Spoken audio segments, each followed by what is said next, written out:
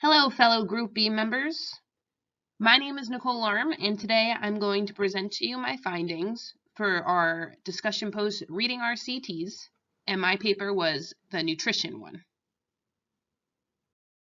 More specifically, the title of the article was Impact Evaluation of Different Cash-Based Intervention Modalities on Child and Maternal Nutritional Status in Pakistan at 6 months and 1 year. And this is a cluster randomized control trial. First, I wanted to discuss a little background about the paper. This RCT focuses on child wasting. Globally, approximately 50 million children under the age of 5 suffer from global wasting. Progress to decrease wasting varies between regions of the world. Specifically, Asia has the largest number of wasted and stunted children, and this RCT is going to focus on Pakistan. Efforts in Pakistan have been very inconsistent at reducing child wasting. Cash-based incentives, or CBIs, are cash and food vouchers, which are a popular intervention to reduce child wasting, especially during times of food insecurity. The experimental design of this RCT is a 4-arm parallel longitudinal cluster randomized control trial. 114 villages in Dadu district, Pakistan were sampled, specifically poor and very poor households with 1 or more children under the age of 5. They also all had equal access to the Action Against Hunger supported program. The 3 intervention arms of this experiment, so not including the control group, were a standard cash, you'll see referenced as SC, and that would be a cash transfer to the family of 1,500 Pakistani rupees. The next arm consisted of a double cash, DC, or a cash transfer of 3,000 Pakistani rupees. And the third arm is a fresh food voucher, which the family could redeem for fresh fruits, vegetables, or meats. This cash transfer was given very consistently every month at the same time of month for 6 consecutive months. And the control group received no cash-related intervention. The results of this RCT showed a 48% decrease in the odds of child wasting in the double cash group.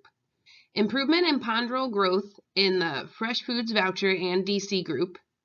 However, there was an unintended result of negative impact on the hemoglobin status in the FFV group.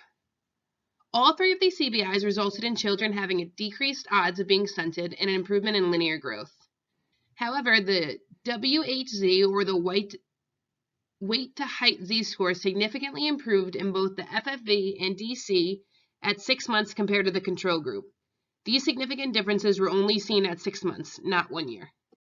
Important interpretations about this study include amount of cash given is important to reduce the odds of wasting, but is only relevant at the 6-month time point. Height growth deteriorated less in the intervention groups than in the control group at 6 months, and at 1 year regardless of the CBI received. Also, when applying food restrictions to vouchers, adequate micro and macronutrients must be considered. This is why we saw this negative effect in the hemoglobin levels in the FFV group.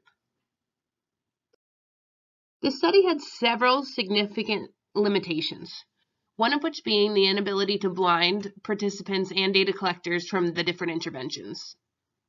Another is the restrictive natures of the FFVs, that the families couldn't always choose what kind of food, as in fruits, vegetables, or meats, were readily available, lacking certain nutrients. Also, not being able to measure a threshold effect for 2 different cash amounts was significant, considering we saw the same change in both. The inability to compare the different quantities of food consumed compared to different households was also another problem. And lastly, data collection challenges given the difficult environments of these villages in Pakistan. Now I'd like to summarize the 6 assessment evaluation components. The first one being objectivity or confirmability. So here we ask, are the conclusions drawn from the available evidence and relatively free of research bias? So the conclusions of the study were indeed based on the evidence produced. However, due to the collectors and the participants unable to be blinded, this could lead to a bias.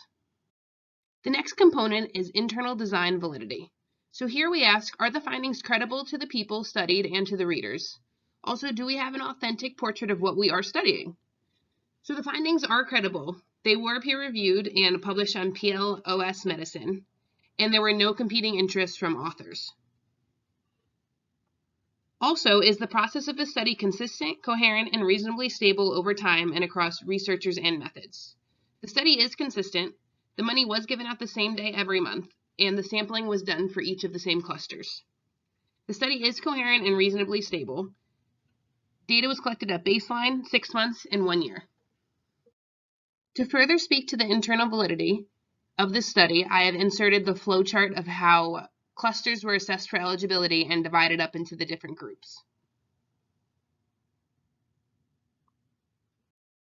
This is a continuation of that same flowchart showing how many were allocated to the intervention, how many dropped out, and how many households and children were still involved after the baseline, 6 months, and 12 months.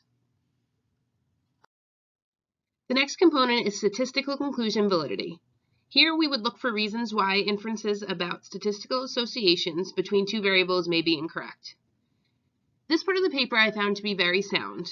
The data entry and validation checks were conducted throughout the experiment, and they were conducted by the principal investigator and verified by a statistical advisor.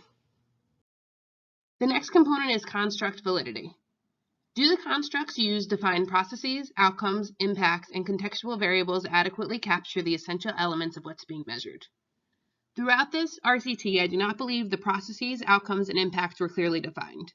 If the outcome objective is to measure if CBIs reduce child wasting, we would need to conduct a statistical analysis of the evaluation findings here, being that CBIs can reduce child wasting, and the outcome indicators such as weight to height z-score and height to age z-score were measured, but this is only a small number of quantitative findings. So even though there was a statistically significant findings, they may be misleading if the key outcome constructs are not in fact being measured.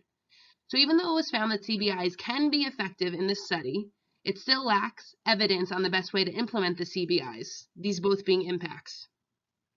This component also asks, are the constructs sufficiently comprehensive to capture the multidimensionality of the many constructs? No longer-term impact has been shown here, and again, it's unclear on how to implement. Also, evidence of negative hemoglobin levels could mean other negative effects that were not noticed. The fifth component is external validity. So do the conclusions fit other contexts, and how widely have they been generalized? This target population was very specific, meaning households in this specific district in Pakistan and children under the age of 5. Multiple components were not addressed, such as if religion, number of children in the household, cultural differences, or family makeup affected this evaluation, and whether this would fit widely and can be further generalized. This also asks do they provide credible evidence on how the program would perform in other settings? I think it was determined that at some times in some places CBIs can be inappropriate, specifically if poverty is not one of the main causes of the food insecurity within the region. The final component for the assessment is utilization. So how useful were these findings to clients, researchers, and the community studied? I think overall this study provided valid data for a specific target population. I believe this study can be used as a valid jumping off point, if you may, for other studies to participate in other regions of the world. However, reasons for food insecurity is important when selecting a specific intervention.